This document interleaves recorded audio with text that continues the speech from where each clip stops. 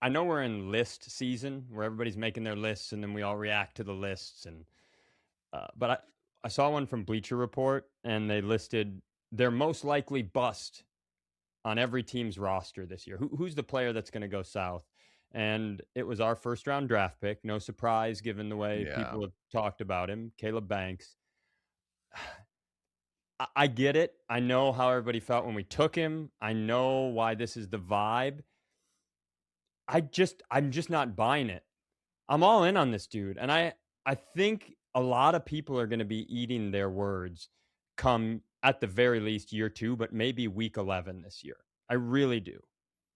No, I think the same thing. I think he's going to have a pretty immediate impact. I don't have I don't have any big doubts about whether or not he's going to be truly healthy. Do I think that they'll like bring him in slowly? Sure.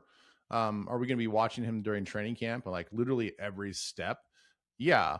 But I bet you after a week of camp, I think he's going to be full go. And the reason why I'm so confident with that is everybody I've talked to, and I've talked to at least one true orthopedic surgeon on this whole thing. And he doesn't have like direct knowledge of the actual surgery that was done, but what we do know publicly is it was a broken bone in his foot.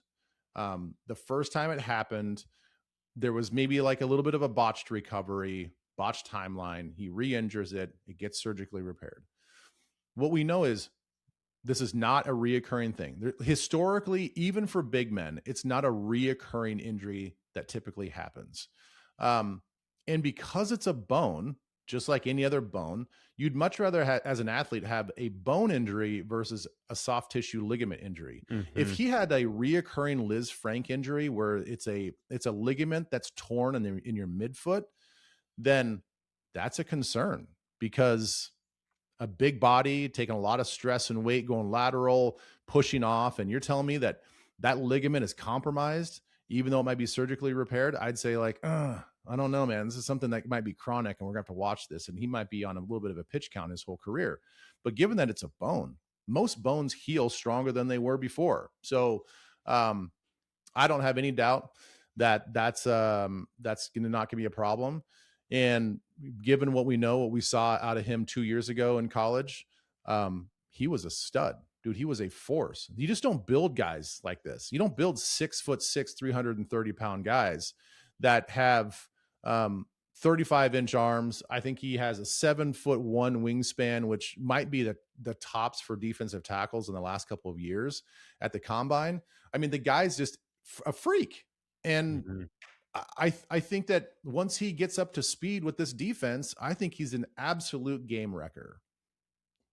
The health conversation, Brzezinski got kind of drilled when he said that we have the best foot doctors in the world. Like everybody kind of went at him about that, but It's because that's the true way though. that's what I'm saying. That's the way people talk now. We got the best this, we got like they just say stuff, but it's true.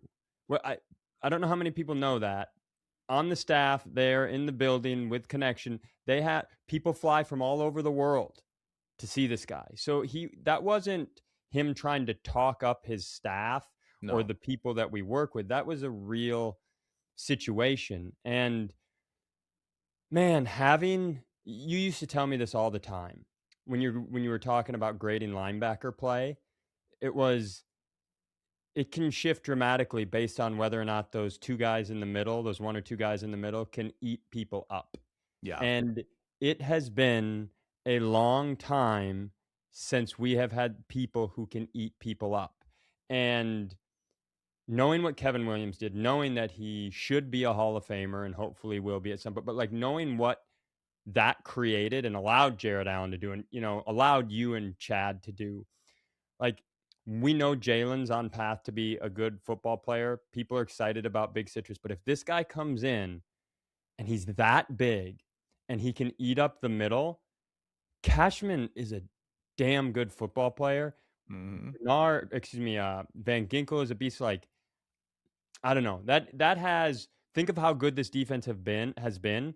If he is a guy who jumps up early, you could be talking about a very different thing in terms of a force on that side of the ball.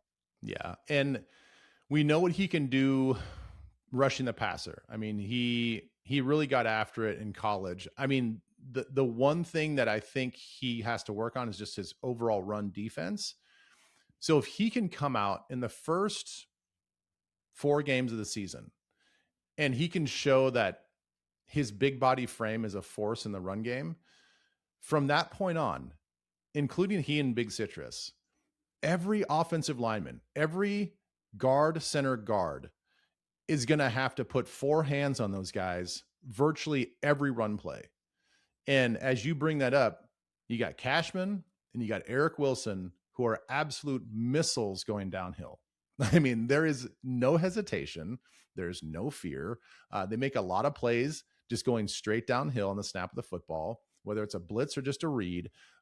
If you give those offensive linemen just a little bit of reason to hesitate and get 4 hands on those 2 big guys versus just 2 hands, that's just going to open everything up for that second level. And we have 2 guys that are absolute studs at that. So, yeah, man, I think Caleb's going to be a monster. He gets a lot of comps to Chris Jones.